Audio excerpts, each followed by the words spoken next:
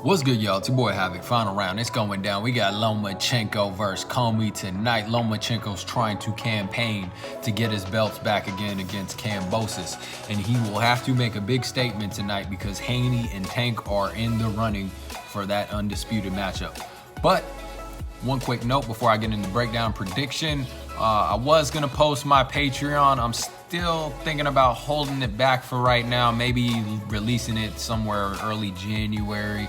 I want to get a little bit more subscribers on board, a little bit more support before I open that up. But who knows, might change my mind, might drop the link in one of these videos coming up just because I feel like it. I'm a gut instinct type dude. So anyways, let's get into it. Let's talk about Richard Commey first. So I want to make this point. When you watch Richard Commey, he's an African-based fighter, right?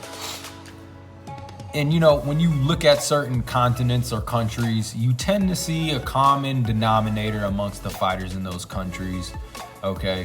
Or the continent in terms of Africa. Like for instance, you watch a Cuban fighter, or you can tell when a fighter is Cuban. They tend to have very similar, they tend to have a way they fight, okay? Very clean, very conventional, very efficient fighters, very smooth, precise, rhythmic type-based boxers. Not all of them. I'm not going to make a blanket statement and say that applies to every country just because you come from this part of the world or this part of the land, you're going to fight a certain way. But for the most part, it's obvious a lot of guys who come from a similar background or a similar geographic location, they're going to have some similar traits and qualities. They're going to be influenced in the same way. And with African fighters, I tend to see, from my personal experience and just observing the sport, I tend to see these guys, they have these, instead of the smooth type of movement, they have this very broken rhythm, very unorthodox movement about them. I'm trying to quite put my finger on what it is. I can't quite figure it out.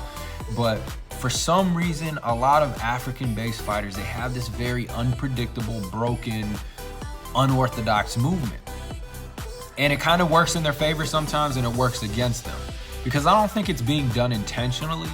And sometimes I wonder if it has to do with something physically about their legs that makes them a little bit goofy legged. I'm not saying that to be condescending. I'm being dead serious. There's just something about them because I see a lot of African fighters, they tend to get outside of themselves, and it may be more a mental thing than it is a physical, because I see a lot of African fighters, including Commey, they get off balance a lot.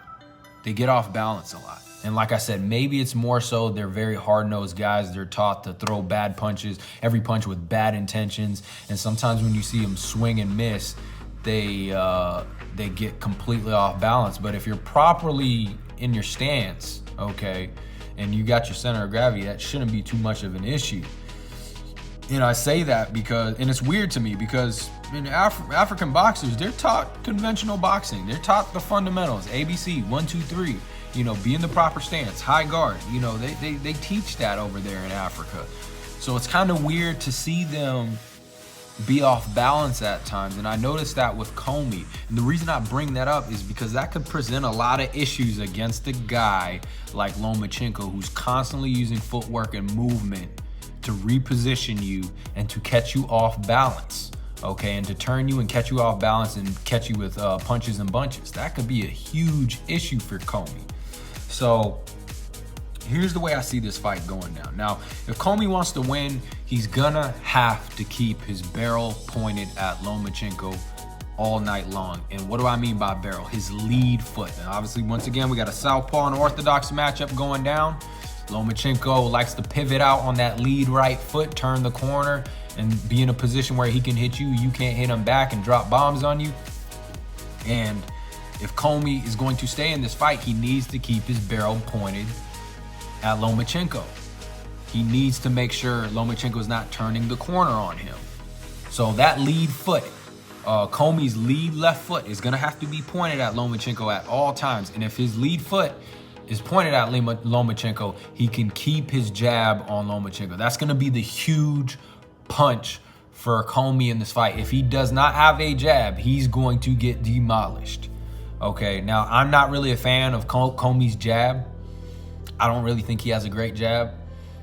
But look, I was wrong about Kambosos. I didn't say Kambosos didn't have a jab. I said Kambosos has a phenomenal jab, but wish he would use it more. I made a wrong prediction that I thought Kambosos wasn't going to use his jab against Teofimo Lopez. Well, he comes out and he's looking like Larry Holmes. But I did say that Kambosos has a jab. I just wish he used it more. And for some reason, this has been a constant theme through the last few weeks. A lot of fighters that either don't have a jab or they don't use it.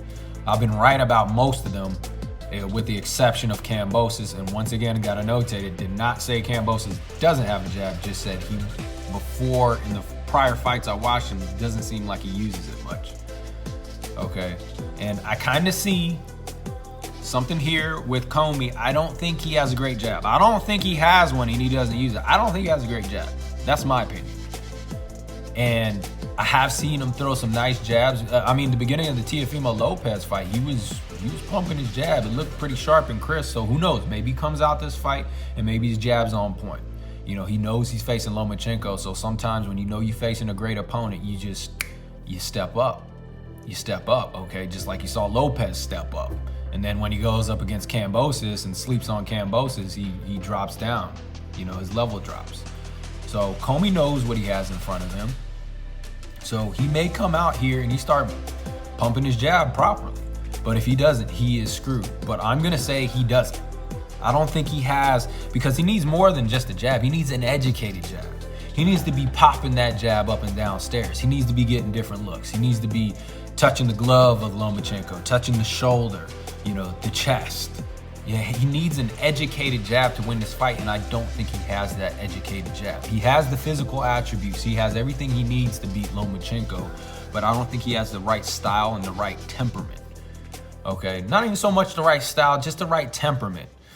And he's going to need to be disciplined for this fight. He needs to use his size, not necessarily to be a bully, okay, like you saw with Tyson Fury and Wilder. He doesn't need to bully Lomachenko, and you're not going to be a bully Lomachenko. Lomachenko's footwork is too good, okay?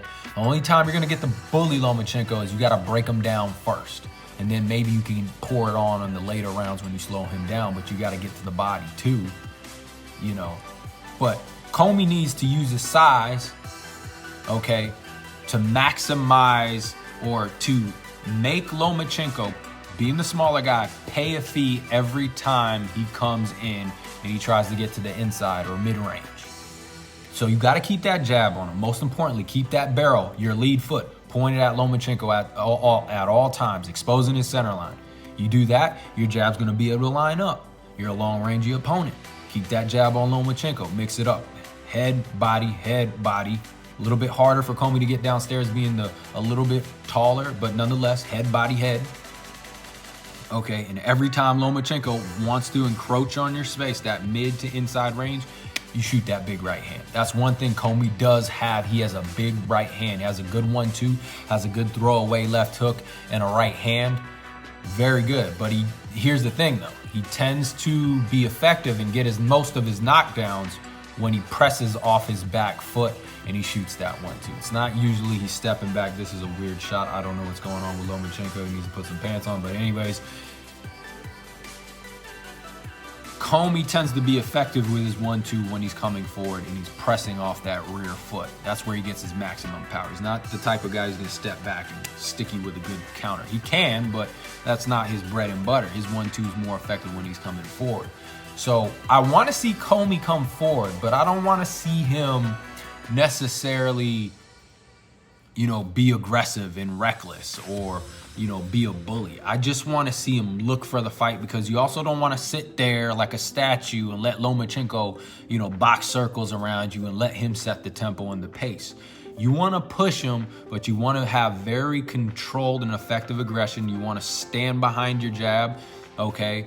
Maximize your range and your reach. And then every time Lomachenko comes in, you stick him with that right hand, okay? Preferably to the body. Begin with pot shot that right hand to the body. That's how you're going to break Loma down. You're not going to be able to land a whole bunch of combinations to the body if you're Commey. But if you're Commey, keep him behind that jab, sneak some jabs to the body to steal some win. And every time Lomachenko wants to turn the corner, keep that barrel pointed at him, keep that jab. And then when he encroaches in on your space, you shoot that 1-2 or that right hand, you know, down to the body in the early rounds. And then when the later rounds start coming up, that's when you start lifting that across to the head. And then maybe if you break him down in that 8 to 12 round range, that's when Commey can do what he enjoys doing, what he loves to do. He loves to get in a firefight. He likes to engage. He likes to throw down, okay? And he likes to get in a little bit of a dogfight. And he can be very tricky at times. Like I said, that broken rhythm can work against him and it can work for him, okay? Because it can make him very hard to find his timing because it's nonsensical. There's some fighters who intentionally break their rhythm, right? Like Terrence Crawford. He does that intentionally to keep you guessing so you can never key on to his tempo and his rhythm. But then you got some of these African-based fighters, it's not so much intentional, they just have these broken movements. And it's weird, it's hard to figure out, but when you get up to that, like the high level of guys like Lomachenko, he's gonna figure out how to catch on to that, okay? And he's gonna make you pay for that. So for Commey, ultimately, he needs to keep that jab on Lomachenko. He needs to work the body, pot shot with the cross and the jab. And then as he breaks Lomachenko down in the later rounds, preferably 8 to 12, maybe he can start using his size to be more of a bullet, okay, rather than using his size to keep Loma at bay. And then he can try engage in a firefight and use that size and power to give him an advantage. Now for Lomachenko is going to do what Lomachenko does. Lomachenko doesn't really need to make adjustments for anybody, but I think he's very dangerous at this point, guys. I think Lomachenko is a very dangerous fighter because he's lost, okay? He's lost. You know, he got upset even though the Salido fight was garbage. And, you know, he lost to Lopez, but I think he's going to learn a lot from that Lopez fight. And I think we learned from Lomachenko, look, he's passionate about boxing. He loves boxing, and he's not going to let a loss determine who he is. Okay, so I think this makes him very dangerous, and I think he wants his belts back, and there's a huge opportunity for him to get those belts back. I think we're going to see a really good Lomachenko tonight. I could be wrong. He could slow down. We might see something burnt out, but I think we're going to get a good version of Lomachenko. I think he's going to make a statement. I think that Commey's going to have a hard time controlling the distance. And I think he's going to have a hard time finding and tracking Lomachenko. And I think Lomachenko will be able to turn the corner and land his combinations. And I think Lomachenko is not going to be playing games. I think he's going to be looking to finish the fight. I think we're going to get a TKO anywhere around from 8 to 12 by Lomachenko. Okay, could happen from 6 to 8. If Loma really pushes it, I don't think he will. I think it will be somewhere around 8 to 12 where you see Lomachenko start to step on the gas pedal. Because I think one thing he learned from that Lopez fight, as he's going up and facing bigger guys who have pretty damn good skill, he's going to have to push the tempo and the pace a little bit. He can't wait forever, okay? Because some of these guys are going to be big enough to deal with him and smart enough to deal with him, like Lopez, okay? So I think one thing he's learned, most of the time I can kind of wait patiently and break my opponents down and then take advantage of them. But with these bigger boys, I got to start pressing the action a little bit more, or they're just going to sit there and use their size and keep me at bay with their jab and break me down. And I think he's learning that. You saw that with the Nakatani fight. He starts pressing the action as the rounds go. He does that in every fight, but I think he's learning to kind of accentuate that understanding moving forward. I think the head movement's going to cause so many problems for Commey. I think the feints are going to cause a lot of problems. The footwork, I just don't see how Commey's going to track Lomachenko down and do what he wants to do best, which is get in a firefight engage. Lomachenko's not going to be there for that. He's not going to be there for that. And as a result, I think could look like the Nicholas Walters fight, something very similar to that. But TKO by Lomachenko, 8 to 12. I don't think Commey has a great educated jab. If anything, he better come in without a very sharp piston-like one. If nothing, at least that. Okay, but I don't think he has that educated jab. I think he gets outside of himself too much, throws himself off balance, which is a huge problem against a guy like Lomachenko. I think he does have a puncher's chance, because one thing very deceptive about Commey, he has that high guard and he's very rangy, and sometimes he'll be in that mid to inside range and then he'll fully extend, and it can catch opponents completely off guard, and they get caught with a big 1-2 because the distance is just, it's manipulated, it's deceiving, because sometimes when you get long rangey fighters, they just like to keep you at the end of their punches. You can see the range. But when you got a guy like Commey who's kind of awkward, he keeps that high guard up sometimes, and then he fully extends, you know, he catches you just completely off guard. And it's just a misunderstanding of distance, and I think that's a lot of the reason why sometimes he gets those knockdowns, you know, because he knows how to kind of hide, whether that be intentional or not, he knows how to hide his true range within his guard, and it can be deceiving. But, you know, Commey, he needs to work the body. He doesn't need the rip combinations, but he needs the pot shot to slow Lomachenko down over the long haul.